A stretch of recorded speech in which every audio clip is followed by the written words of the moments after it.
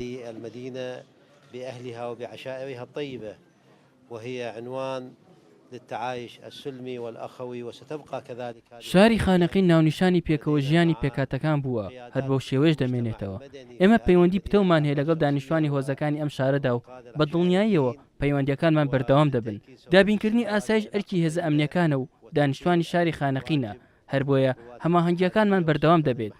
پێویستە هێزە ئەمنیەکان لە هەموو ئەو شتانە دوورکەونەوە کە دانیشتوانی شارەکە بێزار دەکات. لەگەڵ هەموو فەرماندە ئەمنیەکان و قایمقامی خانەقین کۆبووینەتەوە، هاوکات فەرماندەی پۆلیسی دیالە تەوجیهاتی دراوەتێ بۆ بەڕێوەبردننی دۆسی ئەمنی و هەمووان هاوڕان کە پاراستنی ئاسایش بنەمای پێکەوە ژیانە و بەردەوامیدانە بە ژیان لە شارەکەدا. المرجعية الدينية العليا وتوجيهات السيد القائد العام للقوات المسلحة.